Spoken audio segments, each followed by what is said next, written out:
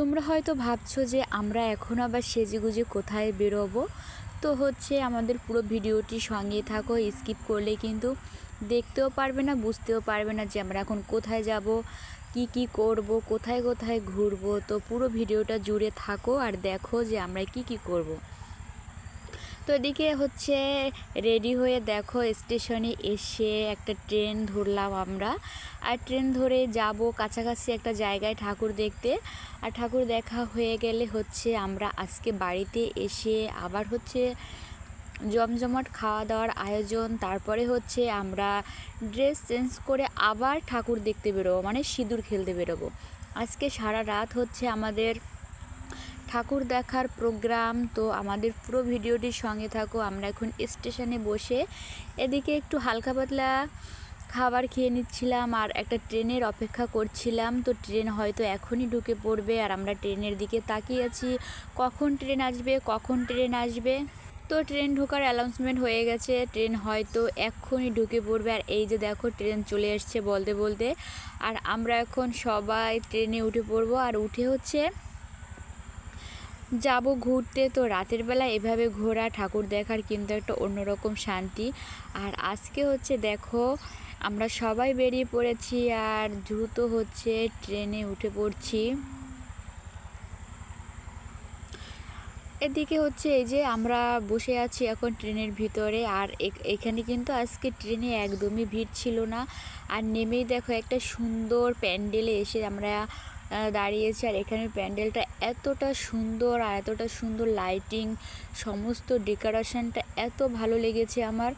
আমি বাইরের যে এই পরিবেশটা এটাই কিন্তু অনেকক্ষণ ধরে দেখতেছিলাম। তো আমার কাছে কিন্তু অনেক ভালো লেগেছে। তোমাদের কাছে কেমন লেগেছে সেটা হয়তো আমি বলতে পারবো না। আর আজকে কিন্তু একটু ভিড় কমই ছিল এই জায়গাটায়, আর এজন্যই কিন্তু আমাদের ঘুরে ফিরে অনেকটাই ভালো লেগেছে। বাইরেই অনেকক্ষণ কাটিয়ে দিয়েছি আর তারপরে ভিতরের পরিবেশে দেখো ঢুকে পড়েছি। আর ভিতরে ঢুকে ভিতরের পরিবেশটা দেখছি বাইরের থেকেও আরও অনেকটা সুন্দর করেছে। আর সবশেষে মায়ের মুখটা দর্শন করলাম। তো বেশ ভালোই লাগলো মায়ের মুখ দর্শন করে। সব জায়গায় এভাবে এক এক করে করে আমরা অনেকগুলো প্যান্ডেলে প্রতিমা দেখেছি, মায়ের মুখ দর্শন করেছি। আমাদের কিন্তু অনেক ভালো লেগেছে বন্ধুরা। তো এখন ঠাকুর দেখা শেষ করে এদিকে দেখো এই যে আমরা আবার ট্রেনে উঠেছি, বাড়ি চলে আসব। আর বাড়িতে এসে আমরা ঝটপট আজকে একটা খাবার খেয়ে নিব। আর সেটা চিকেন রোস্ট। আর এটা আমার ভাই তৈরি করছে। তো তোমরা কিন্তু এখন অলরেডি সবাই কম বেশি জেনেও গেছো যে আমার ভাই আমার প্রতিনিয়ত রান্না করে করে খাওয়ায়। তো আজকে রান্নাটাও কিন্তু ভাই করছে। আমরা একটু ব্যস্ত, কারণ খাওয়া দাওয়া শেষ করে আমরা এখনই যাব আবার ড্রেস চেঞ্জ করে সিঁদুর খেলতে। আর সিঁদুর খেলা হয়ে গেলে তারপরে আমরা বাড়িতে আসব। তো আজকে আমরা সন্ধ্যা থেকে প্ল্যান করেই নিয়েছি যে সারা রাত ঘুরবো, ঠাকুর দেখবো, মজা করব, অনেক অনেক এনজয় করব। আর এদিকে দেখো ভাই বিভিন্ন রকম মশলা দিয়ে এটা ম্যারিনেট করছিল। আমি একটু ভাইয়ের কাছ থেকে নতুন নতুন রান্নার রেসিপিগুলো শিখছিলাম, আমার বেশ ভালোই লেগেছিল।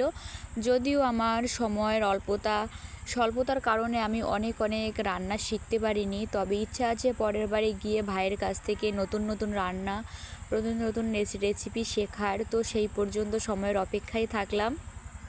এদিকে দেখো সমস্ত উপকরণটা দিয়ে একদম সুন্দর করে মাংসটা কিন্তু ম্যারিনেট করে নিয়েছে। আমি কিন্তু যেটা যেটা দেখেছি সে রান্নাটা কিন্তু অলরেডি শিখেই গেছি। তো পরের রান্নাগুলো কেমন হবে জানি না। তো এদিকে দেখো এই যে দিয়ে দিয়েছে আস্ত যে গোটা মুরগিটা, সেটা তোমার এই যে প্রেশার কুকারের মধ্যে দিয়ে দিয়েছে। এখানে এখন প্রেশারে ভাপিয়ে এটা রান্নাটা হবে। তো এদিকে দেখো এই যে আমরা কিন্তু খেয়ে দিয়ে অর্ধেক শেষ করে ফেলেছি। আর এদিকে আমরা এখন দেখো শাড়ি পরে অন্য লুকে আছি। তো বন্ধুরা তোমরা কিন্তু অবশ্যই জানাবে যে শাড়ি পরে আমাদেরকে কেমন লাগছে। আমার মেজো বোন আর আমার শাড়ি পরা হয়ে গেছে। আর এখন দেখো সিঁদুর খেলে টেলে আমরা ফুচকা খাচ্ছি। ফুচকা মানেই তো একটা জনপ্রিয় খাবার, বিশেষ করে মেয়েদের। তো আমরা খেয়ে দিয়ে অনেক আনন্দ করেছি, হোল নাইট পূজা দেখেছি। তো খুব খুব ভালো লেগেছে বন্ধুরা। সবাই ভালো থেকো।